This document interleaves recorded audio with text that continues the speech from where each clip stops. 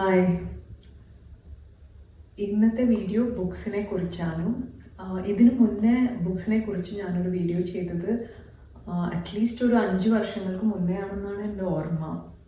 ബുക്സിനെ കുറിച്ച് വീഡിയോ ചെയ്യുമ്പോഴെല്ലാം എനിക്കത് മലയാളത്തിലും കൂടി ചെയ്യണം എന്ന ആഗ്രഹമുണ്ട്. കാരണം കൂടുതൽ ആളുകളിലേക്ക് അറിവ് ഷെയർ ചെയ്യാമല്ലോ എന്നുള്ളൊരു തോട്ടാണ് അതിന് പിന്നിൽ. പിന്നെ എൻ്റെ കമ്മ്യൂണിക്കേഷൻസിൽ എന്തെങ്കിലും തെറ്റുകളോ കുറവുകളോ ഉണ്ടെങ്കിൽ ക്ഷമിക്കണം. അപ്പോൾ ഇന്നത്തെ ടോപ്പിക് എന്താണെന്നാൽ അതിൻ്റെ പേര് cocktail table books or coffee table ബുക്സിനെ കുറിച്ചിട്ടാണ് ഇന്ന് ഞാനിവിടെ സംസാരിക്കാൻ പോകുന്നത്. അപ്പോൾ ബുക്സ് നമ്മൾ എല്ലാവരും കണ്ടിട്ടുണ്ടല്ലേ? പലതരം ബുക്സ്, കഥാപുസ്തകങ്ങൾ, കവിതകളുള്ള പുസ്തകം, സാഹിത്യം, പുരാണം, അങ്ങനെ ഒരുപാട് തരത്തിലുള്ള ബുക്സ് നമ്മളെല്ലാം കാണാറുണ്ട്. പക്ഷേ ഇന്നത്തെ ബുക്ക് ഇവിടെ ഡിസ്കസ് ചെയ്യുന്നത് ഒരു ഡിഫറെൻറ്റ് ടൈപ്പ് ഓഫ് ബുക്കാണ്. ഈ ബുക്കിൽ കഥയോ എഴുത്തോ ഒന്നുമില്ല.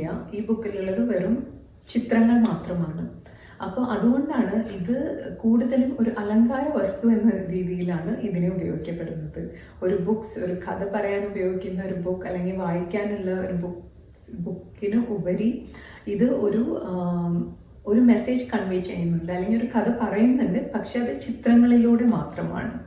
ആൻഡ് ഇത് ഇപ്പോൾ കണ്ടുപിടിച്ച ഒരു ഇൻവെൻഷൻ ഒന്നും അല്ല കേട്ടോ. വർഷങ്ങൾക്ക് മുമ്പേ തന്നെ ഇതിനൊരു റെഫറൻസ് നമ്മൾ അറിയുന്നത്, എനിക്ക് തോന്നുന്നത് പറയപ്പെടുന്നത് ഒരു 1580കളിലാണ് ഇതിന് ഫസ്റ്റ് ഒരു റെഫറൻസ് കാണപ്പെടുന്നത്. പക്ഷെ അന്ന് കാലത്ത് കോഫി ടേബിൾ അല്ലെങ്കിൽ കോക്ടെയിൽ ടേബിൾ എന്നൊരു കോൺസെപ്റ്റ് ഇല്ല. അതെല്ലാം വളരെ മോഡേൺ ആയിട്ടുള്ള സൊസൈറ്റിയുടെ ഭാഗമായിട്ട് ഇൻവെൻറ്റ് ചെയ്ത കാര്യങ്ങളാണ് കോഫി ടേബിൾ അല്ലെങ്കിൽ കോക്ടെയിൽ ടേബിൾ എന്നുള്ള ഒരു കോൺസെപ്റ്റ്.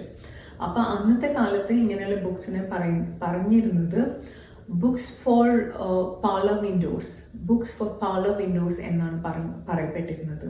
അപ്പോൾ അന്ന് ഈ ബുക്സിനെ തീർച്ചയായും ഒരു അലങ്കാര വസ്തുവായിട്ട് ഇങ്ങനെ വെച്ചിരുന്നു, പാർലർ വിൻഡോസിൻ്റെ അടുത്തായിട്ട് അങ്ങനെ വെച്ചിരുന്ന ഒരു കോൺസെപ്റ്റ് മാത്രമാണ്. അപ്പോൾ ആളുകൾക്ക് വന്ന് അതിലെ ചിത്രങ്ങളെ ആസ്വദിക്കാം. അതായിരുന്നു ഇങ്ങനെയുള്ള ബുക്സിൻ്റെ ഒരു ഉപയോഗം.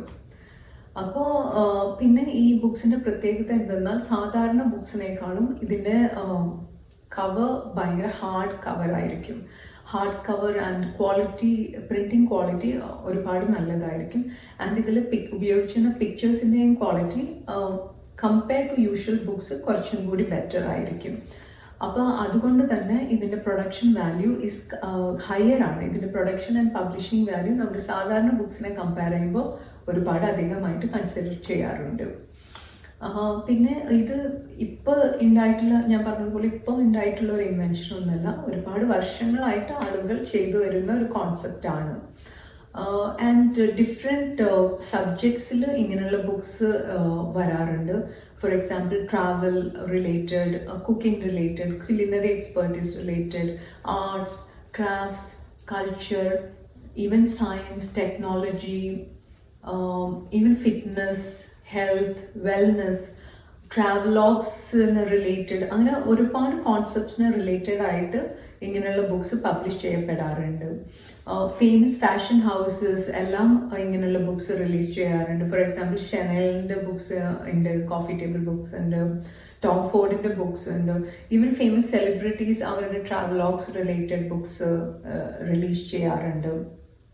അപ്പോൾ ഇതൊരു കോമൺ കോൺസെപ്റ്റ് ആണ്, ബട്ട് നോട്ട് കുറേ കോമൺ ആയിട്ട് എല്ലാവരും അങ്ങനെ കാണാറില്ല എന്നാണ് ഞാൻ കരുതുന്നത്. അതുകൊണ്ടാണ് ഞാനിങ്ങനെ ഒരു ടോപ്പിക് ഇവിടെ ഡിസ്കസ് ചെയ്യണം എന്ന് ഡിസൈഡ് ചെയ്തതും. അപ്പോൾ ഇന്ന് ഇവിടെ ഞാൻ ഞങ്ങളുടെ സ്വന്തമായിട്ടുള്ള ഒരു കോഫി ടേബിൾ ബുക്ക് ഇൻട്രൊഡ്യൂസ് ചെയ്യണമെന്ന് വിചാരിച്ചു. ഈ ബുക്ക് എൻ്റെ husband Dhillon print and publish ചെയ്തതാണ്. 2014-15 ഇത് ആദ്യമായിട്ട് പ്രിൻ്റ് ആൻഡ് പബ്ലിഷ് ചെയ്യുന്നത്. ഈ ബുക്ക് ബേസ് ചെയ്തിരിക്കുന്ന കോൺസെപ്റ്റ് എന്താണെന്നാൽ ദുബായ് ഷോപ്പിംഗ് ഫെസ്റ്റിവൽ 2014 ഒരു കയറ്റ് ഫിയസ്റ്റ എന്നൊരു ഇവൻറ്റ് ഓർഗനൈസ് ചെയ്തിരുന്നു. അപ്പോൾ ആ ഇവൻറ്റിനെ ബേസ് ചെയ്തിട്ടാണ് ഈ ബുക്ക് പബ്ലിഷ് ചെയ്തിട്ടുള്ളത്. ഇതിൽ ഫോട്ടോസ് എല്ലാം അന്നത്തെ ഇവൻറ്റിൽ എടുത്ത ഫോട്ടോസാണ്. ഞാൻ, എൻ്റെ ഹസ്ബൻഡ്, എൻ്റെ കുട്ടിയെല്ലാം കൂടിയിട്ട് ഞങ്ങൾ ആ ഇവൻറ്റിന് പോയിരുന്നു. അത് വളരെ ഒരു ബ്യൂട്ടിഫുൾ ഇവൻ്റ് ആയിരുന്നു. ആൻഡ് അതിനെ ഇങ്ങനെ ഒരു ബുക്ക് കോൺസെപ്റ്റിൽ ഞങ്ങൾക്ക് ഓർമ്മിക്കാൻ കഴിഞ്ഞത് എനിക്ക് വളരെ ഒരു സന്തോഷമായിട്ട് തോന്നുന്നു. ആൻഡ് ഇതിൽ 1-2 പിക്ചേഴ്സ് ഞാനിവിടെ ഷെയർ ചെയ്യാം. കൂടുതൽ ഷെയർ ചെയ്യാൻ എനിക്ക് തോന്നുന്നില്ല കേട്ടോ. അതുകൊണ്ട് എൻ്റെ ഫേവറേറ്റ് ആയിട്ടുള്ള 1-2 പിക്ചേഴ്സ് ഞാനിവിടെ ഷെയർ ചെയ്യാം. ഇത് എൻ്റെ വൺ ഓഫ് ദ ഫേവറേറ്റ്സ് ആണ്. ഇത് ബേസിക്കലി ഒരു കൈറ്റാണ്. കൈറ്റ് പട്ടം അവിടെ പറത്തിയ ഒരു പട്ടത്തിൻ്റെ പിക്ചറാണ് ഇത്. ആൻഡ് അനദർ ഫേവറേറ്റ് പിക്ചർ എന്ന് പറഞ്ഞാൽ ഇതാണ്. ലൈക്ക് ബ്യൂട്ടിഫുൾ ഇവൻ്റ് ആയിരുന്നു. വളരെ ബ്യൂട്ടിഫുൾ ആയിട്ടുള്ള ഒരു ഇവൻ്റാണ് അന്ന് ഓർഗനൈസ് ചെയ്തത്. അത് ബ്യൂട്ടിഫുൾ കോൺസെപ്റ്റിലുള്ള ഇങ്ങനെ പട്ടം from kites from different parts of the world അന്ന് അവർ അവിടെ കൊണ്ടുവന്നിട്ടുണ്ടായിരുന്നു.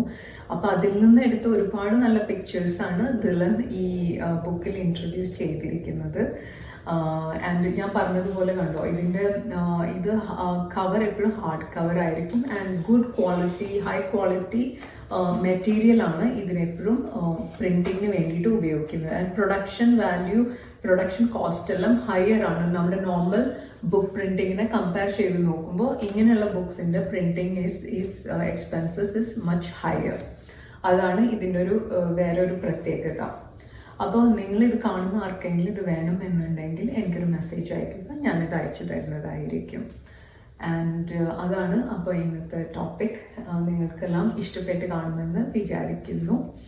എന്തെങ്കിലും കമൻസ് ഓർ സജഷൻസ് ഉണ്ടെങ്കിൽ അയച്ചു തരിക, നമ്മൾ റെസ്പോണ്ട് ചെയ്യുന്നതായിരിക്കും. So thank you for your time. By.